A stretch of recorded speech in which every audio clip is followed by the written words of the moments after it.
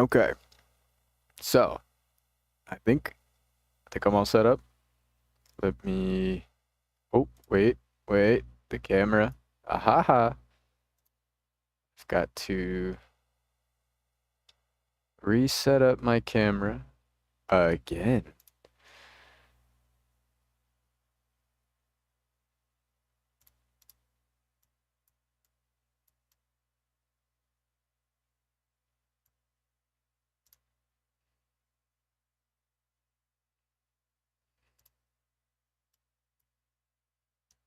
Okay. Hopefully this is good.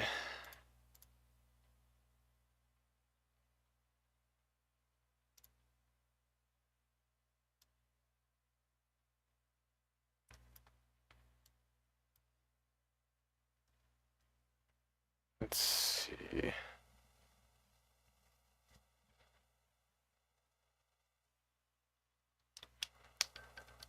Boom, boom, boom, boom.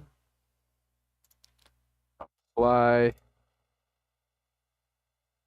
Okay.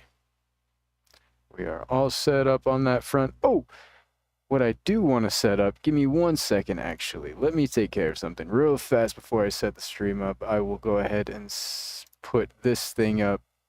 Haha, give me one moment. Sorry, 1 second.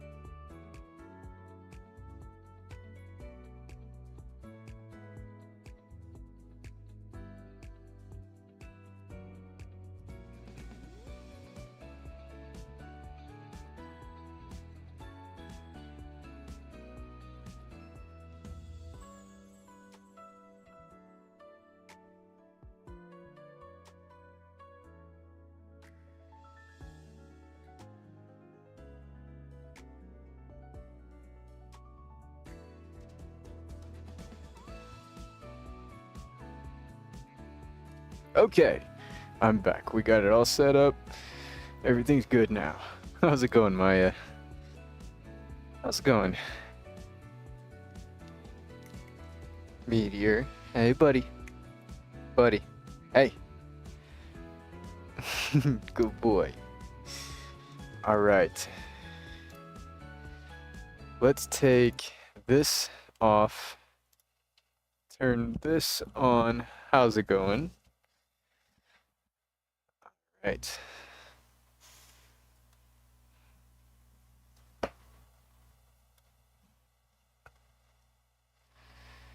How's it going?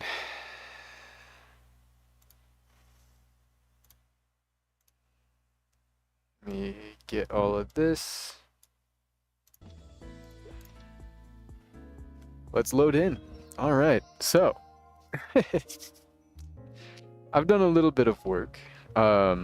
I didn't have a lot of time to stream this weekend, but I did log on a few times just to kind of get some stuff done, so I'm not, you know, missing out on a whole bunch of stuff. Just kind of doing the dailies, doing a little bit of grinding. I leveled up to 255, so I'm almost to 260. I'm 43% away, 42.113. Yeah, I kind of wanted to. Honestly, I really wanted to hit 260 for my 6th job, but let's see, what could I do? I wanted to. So here, let me go over some of my gear. I went ahead and got Superior Golux belt and Superior Golux earrings. I still need the ring and the pendant. The ring and the pendant, which will replace the Chaos Horntail necklace. Also, I got this to 17 star. It just didn't fail. It just kept going. So I was like, all right, I'll stop when it fails. And it finally failed on 17. And I was like, okay, that's where I stop. So I have 17 stars on the Superior Golux ring, or earrings. That's pretty cool. That's really cool, actually. It's a lot of free stats. 62 free stats. 62 strength. For free! I got it to unique from one of the event scrolls. I think it was, to be specific,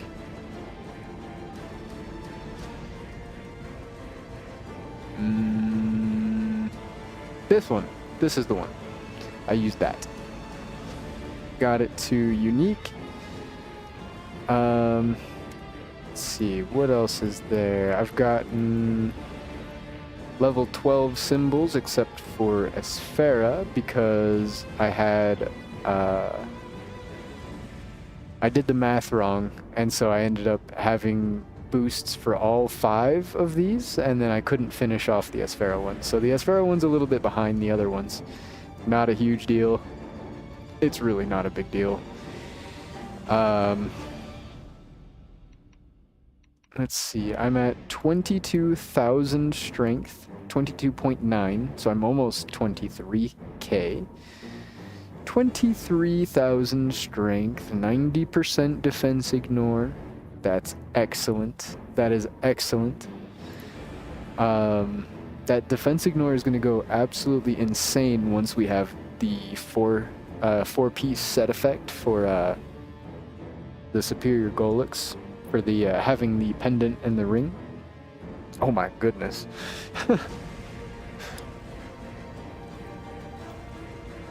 I do still need to get this potentialed. I think what I want to do is use the Legion coin shop just to get it epic potential and then bonus potential.